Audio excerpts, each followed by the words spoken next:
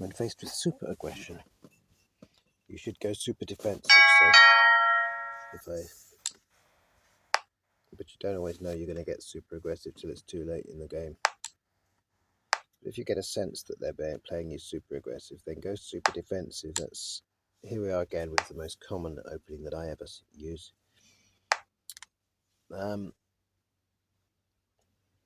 That has the double purpose of blocking his knight's advance and giving my bishop bolt holes in case he decides to advance that other pawn. The B pawn, of course, I'm talking about. Now I can do this.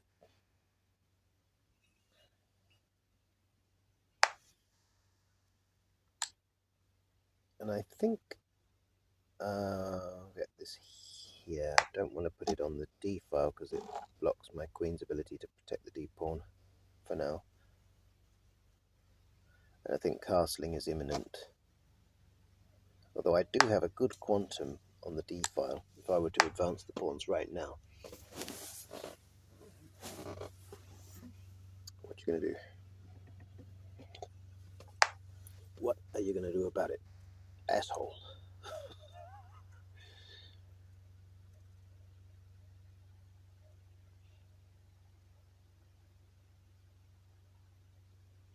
I think I'd rather just advance that, to be honest. It's a square that his knight can't go on.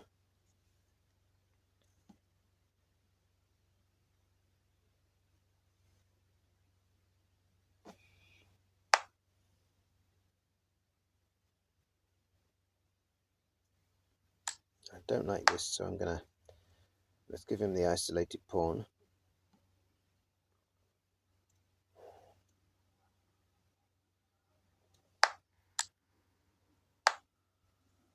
He could advance his knight, I suppose, onto the B file if he really wants to. I don't really see why that would help him.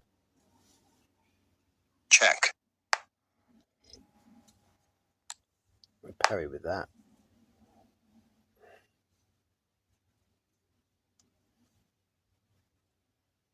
Straight parry. He has the isolated pawn now, so I've got a slight positional advantage. If we go to endgame as soon as possible, that might not be a bad idea. If I take that bishop, of course, then I can also win a pawn, the E pawn. Because he'll have to recapture the knight that's guarding the E pawn. Okay, so he's not going to do that. Okay, so let's have a black bishop replaced by a black queen. When you've got only one bishop left, it's sometimes good to have your queen as a sort of bishop. I can also... I can't stop him castling yet.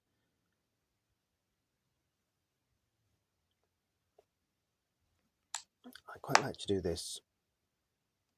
Start cracking this open.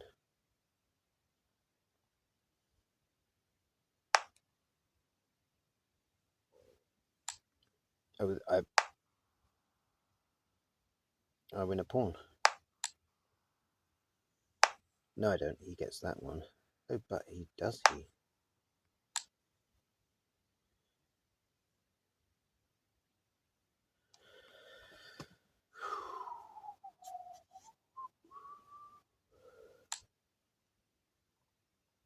Well, I would go there with my queen, I think. Not sure what he wants to then do with his knight.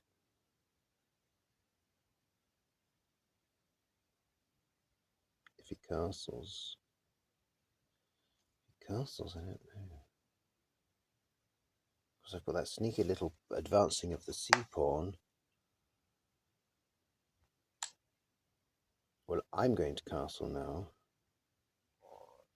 Kinside castling. Then put the rook in line with his queen on the D file and move that pawn forward. I think. I've got a pawn en prise as well. Yeah, that one. Well, let's get this set up anyway. They're slightly at night. They're at a night forking position from each other, which is not ideal. Might be better to move my other rook onto the E file now that he has decided he's not going to castle. I could have taken that pawn as well. It was en prise, but I don't like he's got a check there he can do, and I'd have to move my king first, and then I'd have to move it onto the white squares, which it puts in on those correct squares for his bishops, so I'm not so sure about all of that. Now I can take, well, no I can't. I can take that one, though. Let's take that one.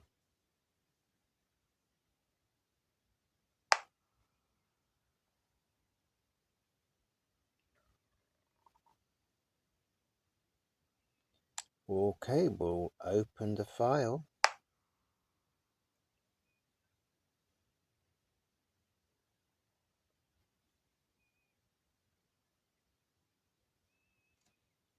I still think he doesn't know really about my white bishop sitting there. I think he's probably lost track of my light colour bishop.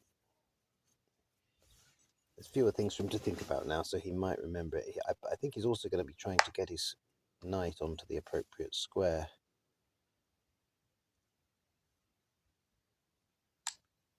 Let's block his bishop in now. Now his bishop is practically useless.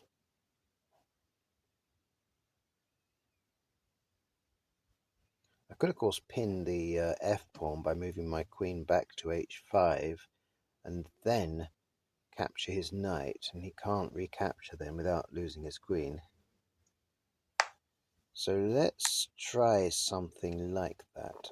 Well, I've got a check there. Why, he's giving me check. I don't want the check. No, I don't want the check. He's preparing to double his rooks, perhaps. I don't know. I'm still going to go with that plan, I think. I want him to move that knight. Of course, the other thing I could do is just take that pawn. Oh, interesting. Okay. Well, let's do the check. Check. Yeah, the bishop finally got him. I told you it would. I told you that bishop would get him in the end. That's what happens, you see. Now I've got the rook as well, and the knight. Pieces were not coordinated sufficiently well.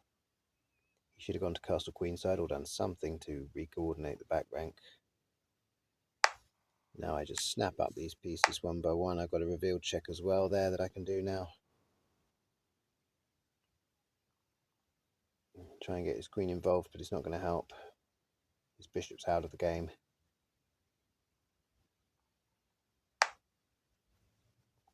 I've got so many good things I can do.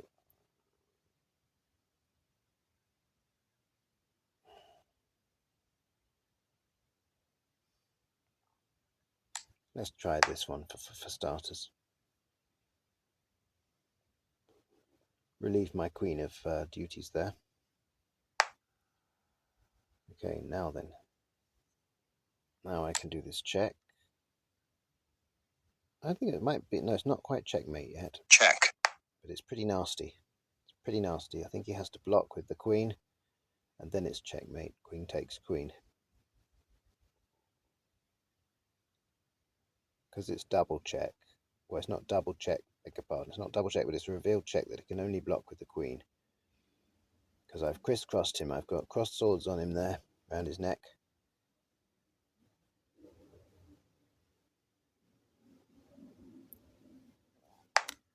Checkmate.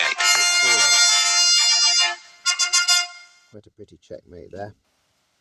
Anyway, I don't normally talk as much about what I'm doing in chess, so I hope that one becomes more like a tutorial.